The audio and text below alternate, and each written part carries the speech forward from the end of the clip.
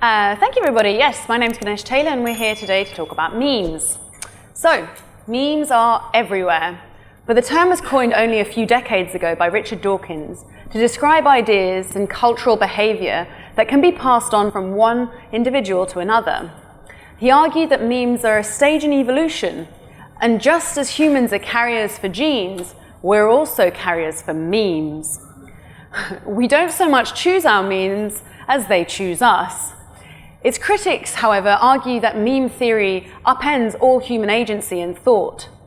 So, is meme theory an exciting new framework that moves evolution forward to account for concepts and culture? Or is the very idea of a meme a misguided and reductionist account of what it is to be human? And is meme theory itself a meme and its successor function of evolution and independent of its truth? So, to our wonderful speakers. Massimo Pigliucci is a philosophy professor, and a philosopher at the City College of New York and former co-host of the Rationally Speaking podcast. His research interests include the philosophy of science and the philosophy of biology. Joanna Bryson is the professor of ethics and technology at Hertie School in Berlin and is a founding member for the Center for Digital Governance. Currently, she advises NGOs, government, and transnational agencies on all matters AI, ethics, and technology. Since July 2020, Professor Bryson has been one of the 9 experts nominated by Germany to the Global Partnership of Artificial Intelligence. Hilary Lawson is a postmodern philosopher and a renowned critic of philosophical realism. He is best known for his work on reflexivity and his theory for closure, which puts forward a non-realist metaphysics arguing that to close the openness of the world with our thought and language.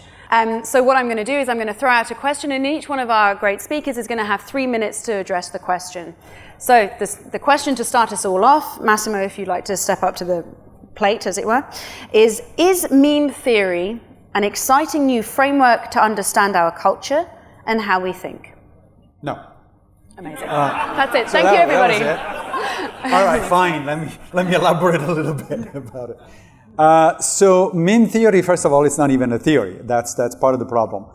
It is an analogy. As you said, it came out originally out of the selfish gene, Richard Dawkins, an analogy with the selfish gene. Dawkins was already criticized by biologists for using the selfish gene as an analogy, let alone for then using an analogy on an analogy.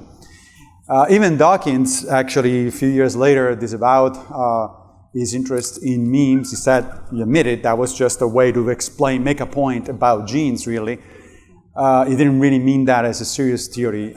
Some people did take it up as a serious theory for some time, as a promising new way of thinking about what? About cultural evolution. That is really what it is about. Memes are supposed to be units of cultural evolution in analogy to genes, which are supposed to be units of biological evolution. But the fact is that after a couple of books and a journal of Memetics that was in print for a few years, actually electronic, for a few years, the whole thing just turned out into nothing. Nobody's publishing things about memes anymore. The Journal of Genetics folded many years ago because they didn't have anything else to say. So as far as philosophy of science is concerned, Memetics is what is called a degenerate research program. Degenerate in this case doesn't mean that it's morally objectionable. It just means that it's not leading anywhere. One of the most influential philosophers of science of the last century, Hilary Lawson, thought out of ways of basically assessing whether a scientific theory is useful or not, whether it is, in fact, something that should be pursued or not. And one of his central ideas was that a research program has to be generative. That is, it has to keep producing ideas, experiments, results. If it doesn't do that, if it stops doing that, then the idea itself may even be, valuable. It may be right even. But if it's not leading anywhere for a sustained period of time, then we should probably think about other ways of doing it. In the case of cultural evolution, there are other ways of doing it. People have been working on cultural evolution for quite some time. There are different approaches that have been proposed, alternative to memetics, one of which is referred to as the dual theory of cultural evolution, which actually tries to merge our insights from evolutionary biology into the study of cultural evolution by talking about gene-cultural co-evolution. That one has actually been far more productive. There is a lot of people that are working on it, and a lot of people that are publishing on it. So the short answer is no. That was a little longer answer. Interesting. Okay, Joanna, what do you think? Is it exciting? Oh, yes. But I wouldn't say it's new. And so I wouldn't entirely disagree with what Massimo just said. So let me throw in a little bit more history. So the point of thinking about the selfish gene was that people couldn't explain things like altruism. They couldn't explain why bees didn't all have baby bees, that some of them just would defend the nest. They couldn't explain things like cooperation. And so the idea is that there's something that replicates, right? And that's what we call the gene. There's something that is perfectly replicating. I don't know if you have children, but you might have noticed they're not identical to you, right? So you're not the replicator, you're the vehicle of lots of replicators. And so you have obligations, and there's like, various things have been sort of carried out about this, that you'll do certain things for your cousins and whatever, depending on your genetic relatedness to them, you're more likely to sacrifice. So for example, with the bees, every single insect like that, they're called these social insects that really sacrifice their own ability to breed. They all pass through a point where their parents were perfectly faithful to each other, which these are insects, so like parts broke off. They were perfectly faithful, and that meant they were just as related to their siblings as they were to their offspring. So it was a viable way for evolution to create this very, very cooperative thing. So, memes. Now, the thing about genes is you might think, oh, we know them, they're DNA. No, it's not like you replicate your entire DNA stream. That would be replicating you. You chop it up. And there isn't really a strong understanding of what a gene is. So the parts of the things that get replicated can even be overlapping with each other, okay? So to the extent that a gene is a thing, I think a meme is also a thing. It's also useful to talk about things like, it seems that with people, unlike most other species, we're willing to also sacrifice for those who have the same ideas we have that we don't necessarily share the same genes with. And so it may be a point where it's useful to talk about sharing memetic information like we share genetic information. So for me as a scientist, I have found this a useful metaphor. And in fact, I was at the conference where Bruce Edmonds, I hadn't thought about this for years, where he announced that he was shutting down a very silly journal that spent a lot of time looking for the meme, like I was just talking about looking for the DNA, that it was mostly papers about looking for the meme in email. In spam emails. That was like most of the papers. And so he announced that the entire thing was over, and at that very meeting, myself and several other people gave these great papers about actual cultural evolution and talking about information transmission and models. We had agent-based models mostly. That was the kind of meeting it was. But I just felt so frustrated that this journal had captured what memetics was supposed to mean, done a bad job with it, and then somewhat heroically was at least stabbed by the editor and said, okay, I've given up on this dumb idea. But the word should not have been thrown out with that bathwater. Interesting. Okay, Hilary? Well, we usually think of our ideas and concepts, don't we, as things that we have.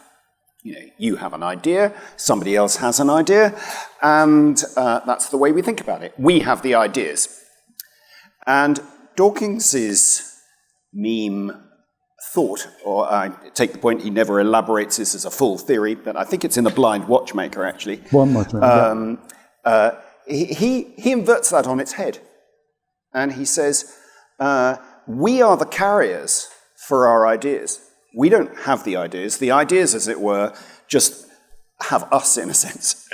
And to think of the success of concepts as being somehow independent of us, They are competing through us as vehicles, but it's the concepts that are competing, not us that are competing.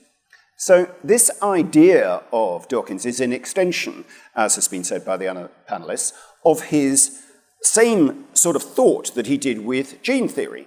So instead of saying that we compete as species, one species with another, he turns it on its head and said it's the genes that are competing, and we are just the vehicles for those genes. Now, I'm not a geneticist, and I'm probably, therefore, not in a very good position to judge just how effective this is as a tool. And Joanna, I'm sure, is in a much better position to make that judgment. But it's an exciting shift in thinking about what might be going on in relation to genes or memes and ourselves by turning it the other way around, and it has explanatory power in doing that. However, I think one of the reasons that I think that Dawkins may have given up on promoting his own account of memes is because it changes our relationship to truth. Because instead of thinking that truth is the outcome of what we think about, what do we get it right, truth seems to be an outcome of the evolutionary competition between the memes. And so Dawkins doesn't have any obvious way of trying to show that meme theory is itself true. If it's not adopted by the species, then it is no longer true. And I think the same is true of evolutionary theory as a whole. I would argue that evolutionary theory as a whole is caught in this story, that it's a story about evolution, about how we are, where we get to, but that story involves the notion that we might get to somewhere which is not a true description of the world. And there's the rub. Now, I would, if Dawkins was here, he would probably not be very comfortable with the idea of giving up on objective truth, because he wants to attack religious folk who believe in God, and he just thinks that's wrong. However, I would encourage him, if he was on the panel, to say, you can keep your meme theory and your gene theory, but you just have to give up on the idea that they are discovering something ultimate about the world, and instead see them as a powerful explanatory tool for understanding how things might work, and for us being able to intervene and improve our lives and our way of understanding species. So I think that Dawkins can have it both ways. He can have the meme theory, but he's got to give up the idea that he might have discovered the truth in the process of presenting it. To continue watching this video, click the link in the top left or in the description below. Or visit iai.tv for more debates and talks from the world's leading thinkers on today's biggest ideas.